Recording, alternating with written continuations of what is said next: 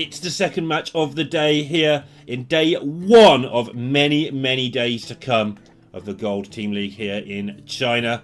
It's going to be World Elite YuYi taking on IG's XC in a best of 5 last hero standing match. XC, one of the lesser known names on the circuit, so it'll be interesting to see how he goes. Whereas YuYi, obviously a well-known player on the scene. World Elite IG, 2 of the original teams from when I used to cast Team Story way back in 2015. And so these teams hold it quite a close place to my heart, as they are teams that I have known for a long time. World Elite, in fact, still have Nightwalk and YuLove on their team. Players you may remember, YuLove, variable strength. Some seasons he seemed pretty good, some seasons he seemed not so good. Nightwalk always seemed just a little bit off the pace to me, but a lot can change in 4 years. So when we get to see Nightwalk play, it'll be interesting to see how much better he's got, as that is not a misclick there from XC, by the way. He is playing around Seal Fate, of course. So onto the game in progress. Rogue trying to get some kind of board going. Very difficult with this version of the deck, which I believe is the stealth version of the deck. We'll be able to confirm that as the game goes by. Meanwhile, Mage, Highlander Mage, of course. The primary objective is to get a lot of mana and play incredibly powerful spells, which is often translated as, can you play a box? The puzzle box, of course. Just having a look through the list to see if there's anything crazy. I mean, the trouble with Highlander Mage is all deck lists look crazy to me, but yeah, pretty much the same as usual. Smattering of taunts, dragons, and nonsense. The questing adventure here is kind of surprising, not because it's not being played by the time you see this video, but this match took place 3 weeks, 4 weeks ago now, and so having questing in your rogue was definitely not a thing that was very common back then. This is played pre-nerf, I must remind everybody. So this deck we are seeing versions of in current Grandmasters. So it'll be interesting to see how this goes with the questing. Usually the current Grandmasters are playing questing more in the secret version. They've taken out Bamboozle to stop the questing from being turned into something worse, weirdly enough. And YuYi here is going to be able to set up a monster questing and sap the Doomsayer.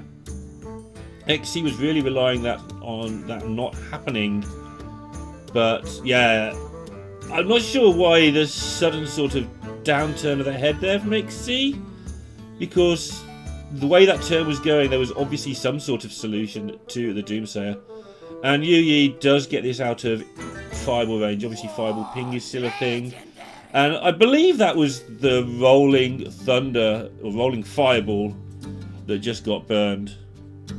It happened a little bit quickly, but I'm pretty sure that's what it was, which is the card he needed in this situation. The sap filled the hand up to make that happen. Overall, the last turn and a half has just been an absolute disaster. So Flick is the obvious thing that leaps out to deal with this. There's not even really much of a decision. You want to... Is this Flick best spent now or later? Well, I have a 9-7. Is this 9-7 best protected? Yes, it is. It's gigantic and could 2-turn kill my opponent. Let's protect it.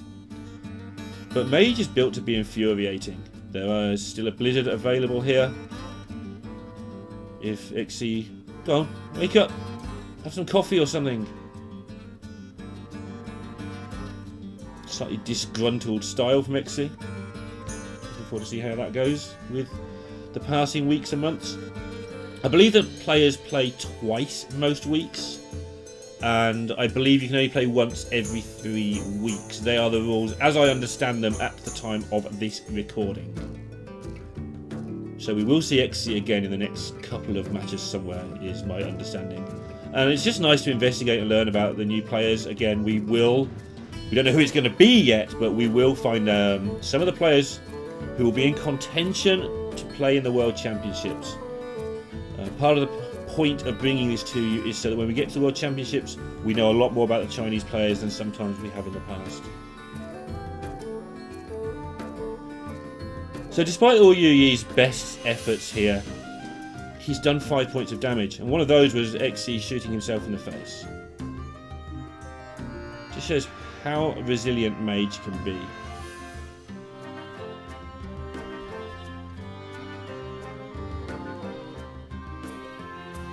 Pilgrim is an option next turn with the coin.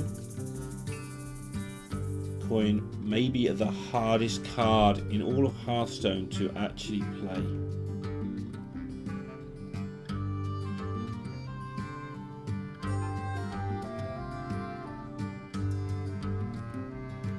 Oh, so this is this version there. This was quite prevalent on ladder. I should have worked this out sooner, where your Edwins and your questings just become gigantic nonsenses sometimes with the fetched coins.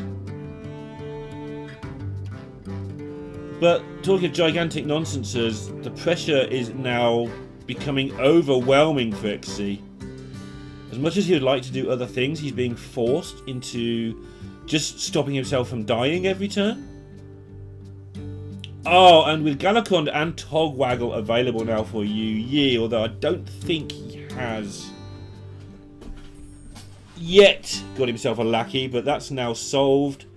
So this is when the game gets really difficult for anybody with the 0 mana cards that are obviously going to be created over the coming turns. We have a Galakond counter. Galakond is level 2. Now, I believe that means it has... I mean, 2 and 2 are kind of the same number, right? But level 2, I believe, means that it has been invoked enough times to take it to the next level. Yeah, there's proof that. He has now invoked 4 times, I think, and it's gone up to level 3. So it is the type of Galakond, not the number of times it has been invoked, I believe. Unfortunately, I don't know my Galakond pictures apart, and my Chinese reading ability is limited to about 3 words. So this is a way to work out if the graphics are good. If he makes a 5-2, yep, level 3 means the biggest Galakond, not 3 invoked. We will know that now for the whole of time, and this is the sort of thing I meant when I said we're going to learn about this together. So nothing fantastic coming from the Galakond, but it doesn't need to be with the Togwaggle chances as well. YuYi's in no danger of dying anytime soon. Obviously, against Mage, that's a bit problematic because they're constantly removing your stuff, and eventually they get to play a box, and then we watch and we wait and see what happens. But with the weapon and the ability to chip away, as YuYi trying to get himself some sort of minion that can do some damage.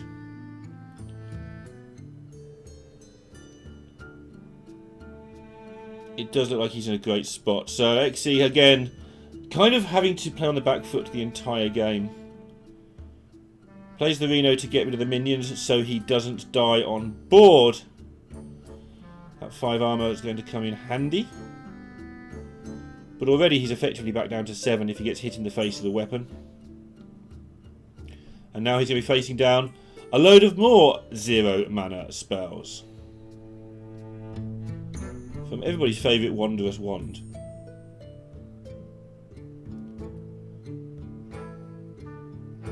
If an Edwin should come from this, life would be pretty tasty.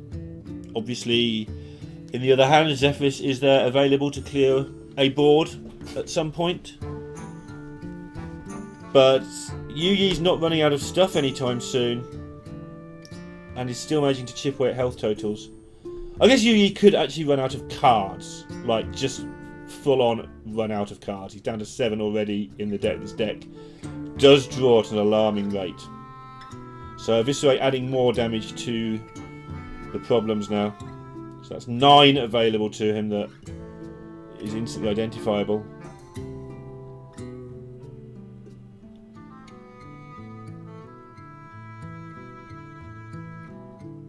And XC has got multiple problems. He needs to obviously deal with the board, and he can do that. He needs to heal. He can do that with the Alexstrasza. he needs to get his own board going. He can do that with the other Alexstrasza. He can clear up with the Zephyrus, but he can't do all these things at once. So every time he deals with one of the problems, YuYi creates more. On the other side, YuYi just starting to run out of stuff, but the ability to draw a lot more cards next turn is still available to him. Does have a stealth minion in hand and a sage, so we'll be able to draw the rest of his deck. Look for that second Eviscerate, I believe.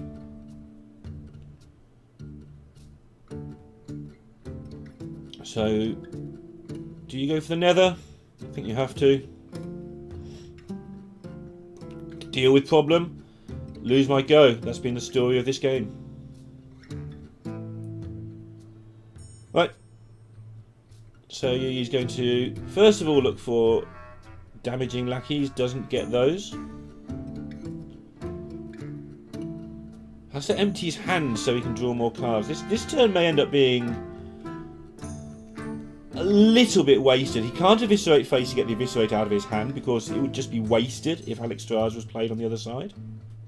And I think this turn started with the plan of playing the Sage to draw more cards, but has turned into I can't empty my hand. Yeah, he's looking a bit puzzled because his hand is getting bigger, not smaller, because of the way that he kind of cornered himself with the first set of lackeys here.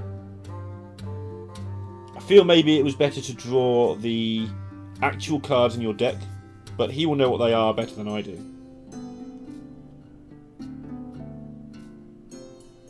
But sets up a more than enough challenging board for yet again XC to have to deal with. And yet again, as Reno draws him a whole bunch of cards. But yeah, yet again, XC's problems are two or threefold. Needing health, needing to clear, needing to establish a board. And yeah, he's just not having fun with this at all. So he's going to try and get something from his Mali that tidies up. And yeah, this is smart. This works on the level I was talking about. Gaining a little bit of tempo by freezing the opposing board rather than clearing it allows him to try and get a foothold into the game.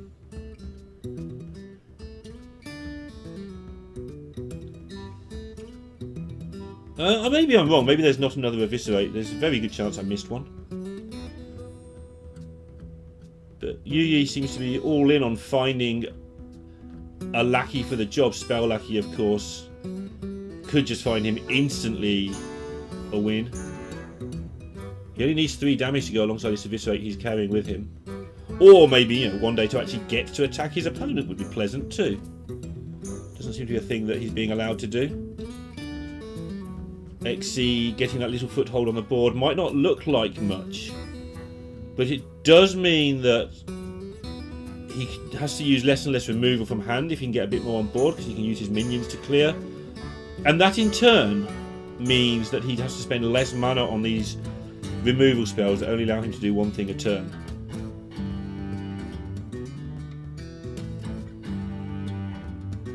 Two damage now available from the Kobold Lackey as well. So 6 damage from hand is now available.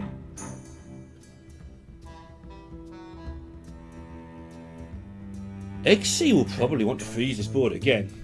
And he may not want to kill anything, because that would mean that YuYi's next turn can't do much at all. The road game plan is all about doing stuff with minions, using the tempo. So if XC wants to just Nova this lot and leave it all there, it would be a way of actually forcing weird plays from YuYi.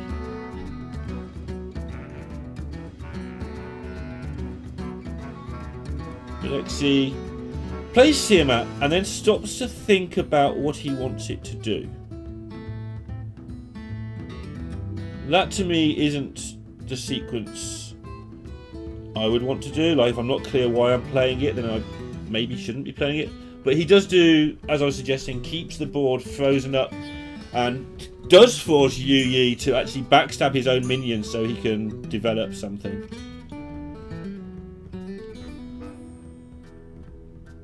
Still not lethal though. And the fact he's not drawing the last cards of his deck shows that I have missed an Eviscerate somewhere along the line. Sorry about that. And points the 2 at face. Have I missed a lethal? Oh, he's got the Shadow Step. Of course I have. Yeah. Shadow Step, Eviscerate, having to backstab his own minions to make the space. There's the 8 damage. Caster misses lethal. All is well in the world. And it's 1-0 to YuYi from World Elite. So it is last hero standing. The cross swords there don't mean those are fighting each other. It's just the 3 decks on display. And then you can see Princess of Fury there showing that this is pre-nerf Demon Hunter.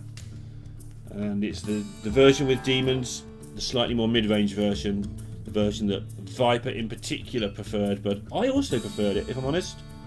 I thought the cheaper, more tempo-y version was a little bit narrow, and that the mid-range cards are actually what won you the game. So why not have more of those mid-range cards?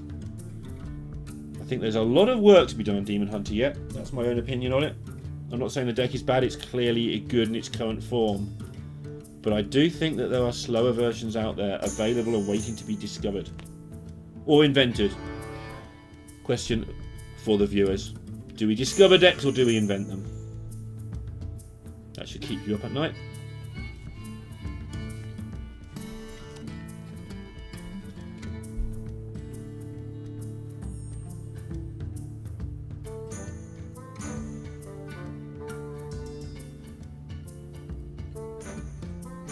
So, YuYi just getting a foothold on the board. 1-4 is a lovely shape against Demon Hunter. Even though a lot of their minions have 2 health, they have enough things to pick at with 1 health, and also their 2 health minions tend to be 2/2s or 3/2s a large chunk of the time, and so take your point of damage without your minion dying.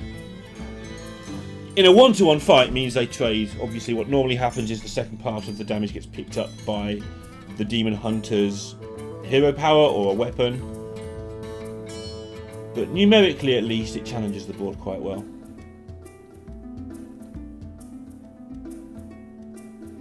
So chance to go wide here with the Faceless, shoot something down with a Kobold. Can also just develop 1-3 stealth, get on the board, get some cards drawn, but this hand seems good enough that he's probably made the decision that I don't need more cards, all I need is tempo. That's what Rogue normally needs. Cards can wait. Not ideal. No real way of activating that egg.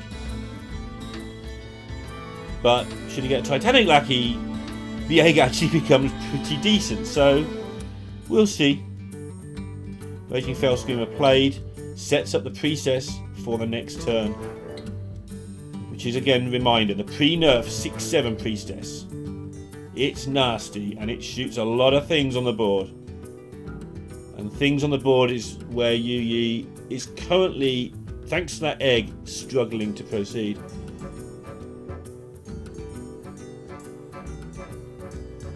Managing it though.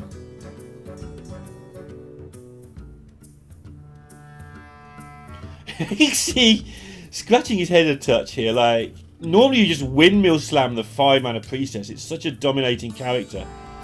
He's just a little bit concerned about the egg, and this is why YuYi has done this way, going into turn 5. Puts as much health on the board as possible. That doesn't just protect your face, it also protects your other minions. You know, if both the 3 health minions take 2, and maybe you lose your 3-1, but your face takes a couple of damage, that's not a terrible result.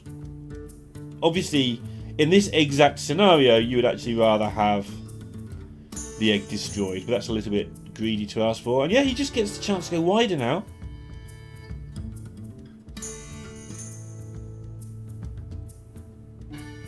One thing that Demon Hunter does have a luxury of doing in most matchups, but including this one, is taking a large amount of damage with the Warglaives.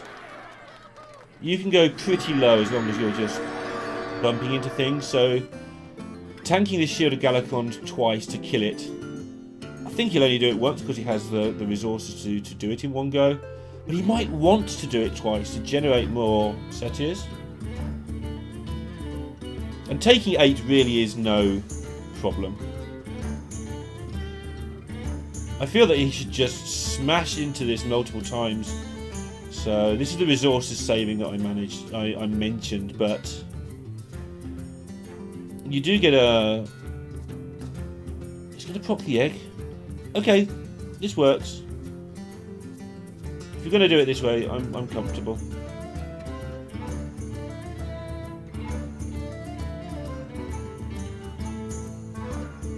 Does save a little bit of damage to your own face. It still makes an absolute gigantic board. Decides he's got enough out there. Was going to play the ooze. Something I have learned playing its rogue is they almost never exaggerating a bit, but they basically never hero power. Let's go with that. They're all hands on deck trying to get the minions and cards out of their hand. You saw how the hand filled up last game. Rogue, in the current meta, doesn't get much use out of its hero power, and that is what's keeping Rogue from being the best class. The meta is so quick that spending 2 mana to equip a 1 attack weapon, which is a tremendous deal, and usually good temper. If you're killing 2 1s and 3 1s, it's an amazing deal. But it's currently just a little bit slow in many matchups.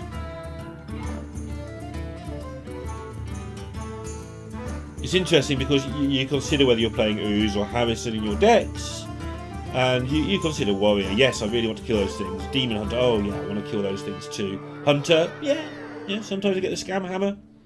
Definitely wouldn't mind. And then you think Rogue, yeah, but when you draw your weapon removal of choice, Sticky Finger's a good one right now at times, and you're playing against Rogue, it sits in your hand a lot if you try to be too greedy with it. Priestess comes down. I feel that this is late, but it's not looking ridiculous now. So we go with what we see.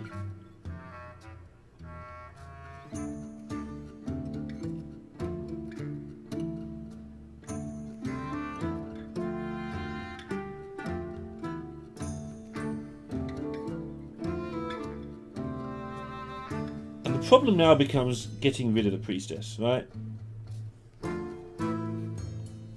Because if it's there for turn after turn, really bad things happen to you.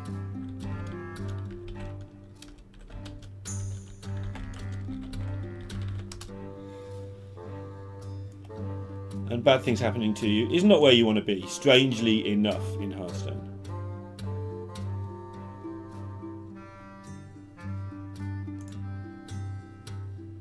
Just going to try and get the questing to do something.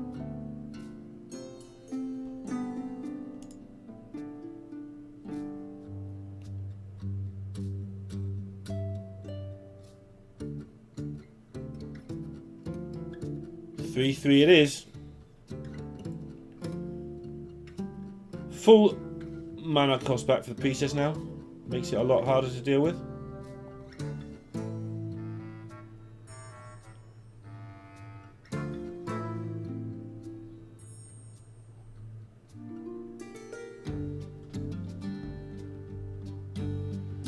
Edwin. The whole point of this deck to make big Edwins, but this isn't going to be a big Edwin at all.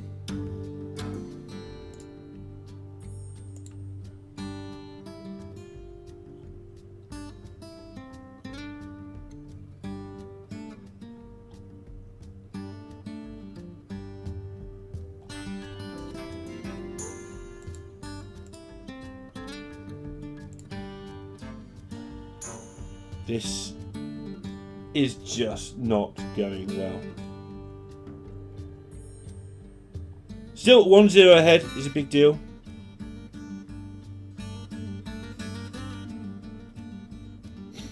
And in incredible style, this Swampoos has come into play. In the Varisa Wind Runner scenario that nobody expects.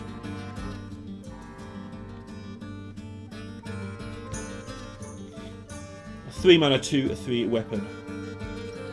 Thoridal the Star's Fury. Yes, I'm reading that because I did not remember what that weapon did.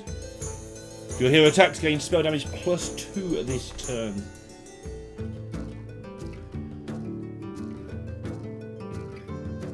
Interesting, the emote was sent out there thinking it was going to be the end of the game and just somehow wasn't. That, I think he needed 2 damage from the priestess there and did not get it. Don't think it's going to change the outcome. And that's why XC can afford to laugh about it.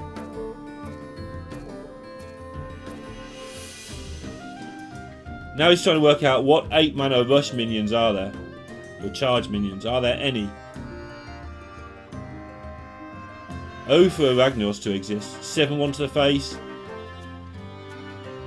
Evolve into Ragnaros. Face again.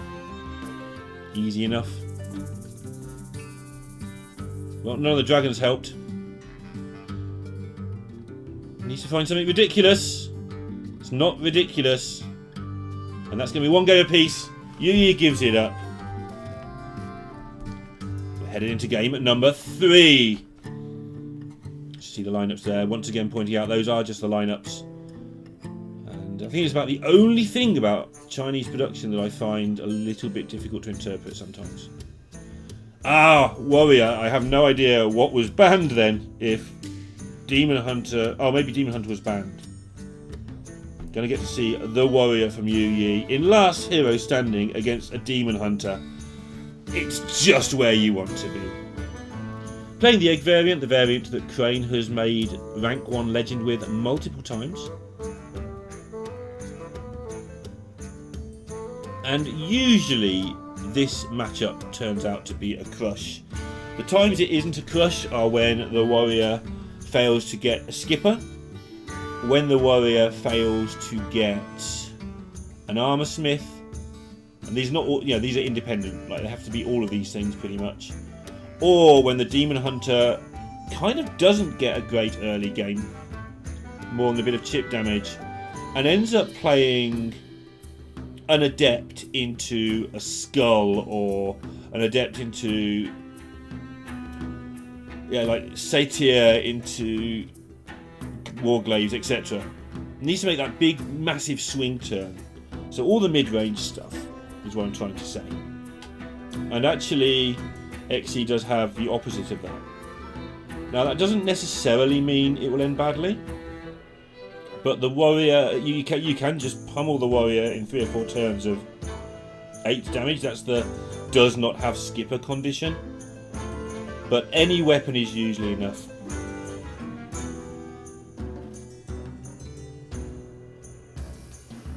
The lackeys in this matchup, as you can see there, but I was reminded by the Kobold lackey, are tremendous. The Ooze is also tremendous in this matchup. It may not look like that did a whole lot, but the Demon Hunter to grab tempo doesn't need to do a whole lot sometimes. It needs to do enough. And now this turn's going to be very interesting. Yep, this is what I think is correct. There's other options all seemed good but slow.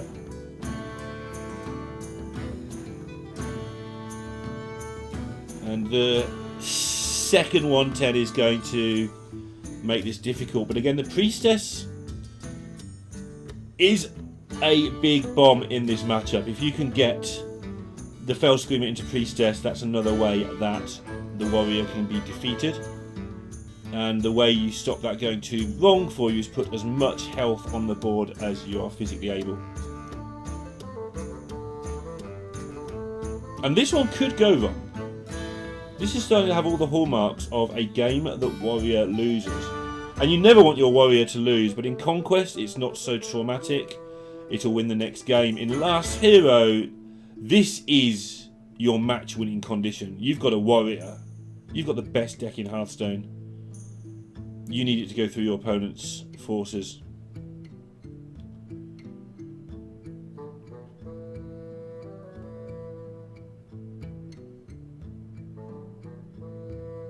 So using Terron to try and get a bigger board. And yeah, I think you have to respect this. This is the way you can lose. Obviously, Terran can just get killed if the priestess aims in the right place, but this was a risk.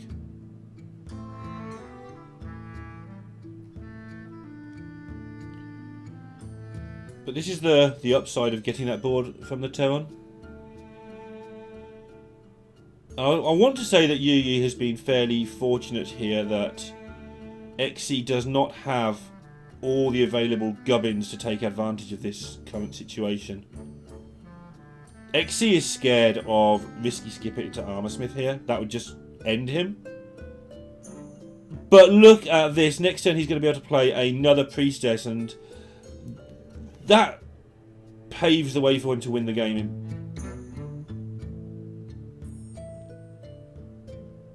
And we can see from YuYi's hand that at the moment there's nothing special going on. Risky skipper. So he needs to spend 2 mana on his hero power, or he just loses the game to the adepts I was talking about earlier. And the rest of his mana, I think this is the correct play, is spent on just getting the board and making bombs. Armorsmith draw can still win him this. There is the adept. So it's a blooming good job that he chose this line of action. And it might be enough, you know. The things I was saying a moment ago about how the mid-range cards work for the Demon Hunter, well, they do. But he hasn't got the board. He hasn't got the wide Satyr 2-2 board. So Armorsmith would be... well, it wouldn't be the dream now because everything's been taken care of. He's got Tolvir in this egg deck. Wonder how he made that space. Probably without playing Deathwing, I would imagine, is one of the ways that you make that space.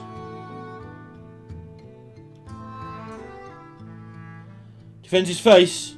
XC shuffles about on his seat. But yeah, now this board's got so wide. Nicely worked by YuYi, going as wide as possible. First of all, he needs to push damage to face, but he also needs priestess defense, and this does both.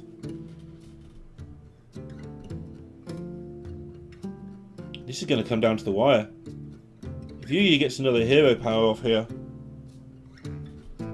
oof! Well, they're trading blows back and forth. First of all, the priestess went nutty, but now YuYi's picked up the Korkon Elite and can deal with the priestess. Just scraping his fingers as he's falling down the wall here to just cling on to anything he can, and he might just manage it. But he hasn't had any sort of fight back card. At no point has been a rampage or anything. Terran didn't get on the egg.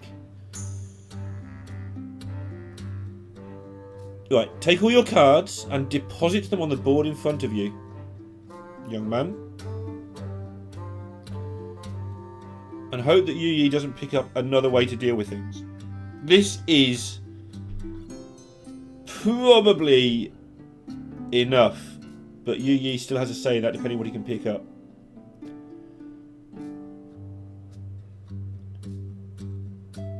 He's going to put the bomb in there, trying to get the maximum chance of hitting a 4 on the 4/4 minion.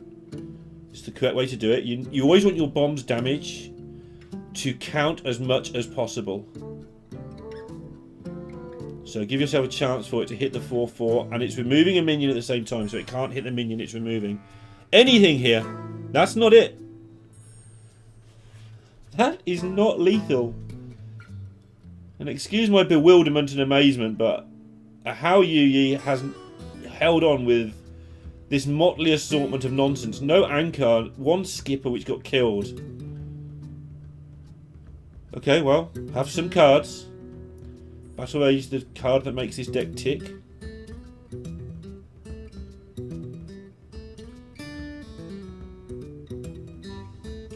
So he's considering here whether to skipper first and give himself an extra 3/4. I don't see why you wouldn't. You've seen both priestesses. But I guess the reason you wouldn't is if you draw an armor smith, or if you need to deal with some stuff on the board next turn. Maybe your opponent plays sigil runner to sigil runner. But I think a 3-4 just deals with stuff, so I'd have liked to see him make a 3-4. But again, maybe he feels he's just not safe enough. It's going to be a while before he kills XC, so an armor smith would solve that problem. Okay, he's playing to an out that I think is strong, the more I think about it. But while I'm talking about that play, his warrior is eliminated, and that is a rough spot now. I'm working on the assumption that his demon hunter is probably banned. It's not banned. I can see right there that it's actually not banned. So he's playing demon hunter, rogue, and warrior. Wonder what was banned. Druid? Anyway, we've got a demon hunter mirror. One of the most interesting matches in Hearthstone. I wonder how many people have just turned off the stream hearing that. But seriously, this is a fascinating matchup to watch. He says as he stares at the screen, desperately trying to remember the date this was played, or rather the meta at the date this was played.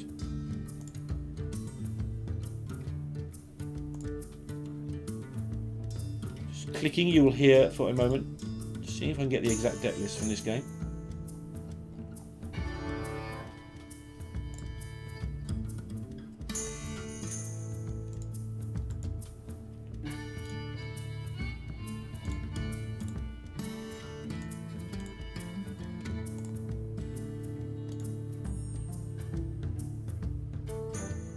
Okay, it is basically a mirror. Nothing to see here, just a different way of approaching it.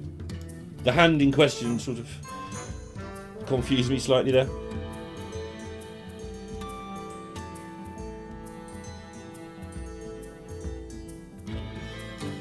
So early game you want to get the board, but that's where the relationship and the similarities with Zoo mirrors stops.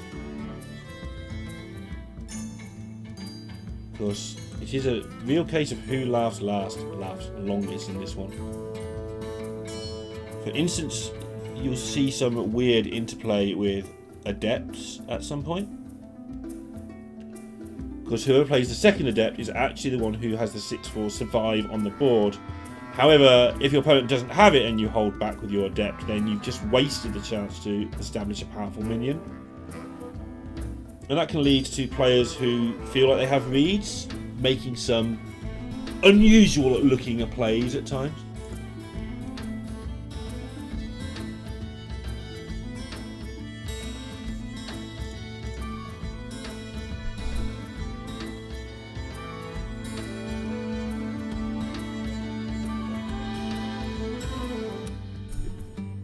That makes the game a lot more complicated. Both players not drawing their priestess. This is when it's more interesting than usual.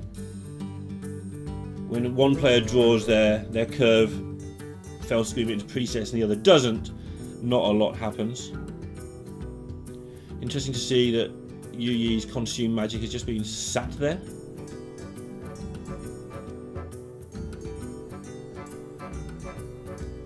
He's got a good enough hand, he doesn't need to worry about that. And the interesting thing is going to be how he orders the Warglaives into his Satyr.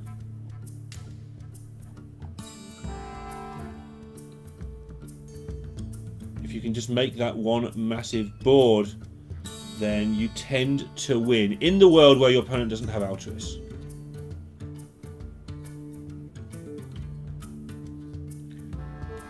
And that's given him the decision. So I think what he was going to do is just play Warglaives and set up the Satyr and then make a whole board of 2/2s like I was describing.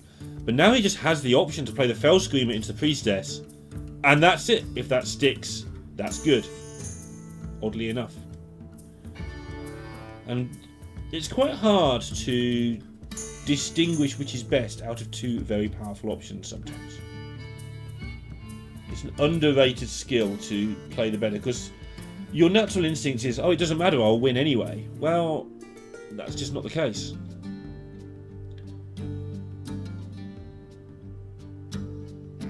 Yeah, he is. See, he doesn't want to change the plan he set up for so long. Right from turn 2 onwards, or turn 3 possibly, he's been thinking about how to do this. And changing plans is often a bad thing, but by treading carefully and thinking about it, YuYi has decided that this is the right thing to do to change this plan. And you can see that he's still not comfortable with what he's done. And this is why, because this priestess can come down next turn. I imagine we'll see a reaction from YuYi here. The priestess can come down next turn, but what's it going to do against this board? And this is what he would have been scared of. Metamorphosis is drawn, or metamorphosis. I will alternate how I say that word, because that's what I do in reality. Would enable him to take care of this board over 2 turns, but then why would you make last turn's move if you're not going to follow through? Yeah, he's not comfortable about this. This is why last turn was so difficult. Alright. He is just going to roll the dice.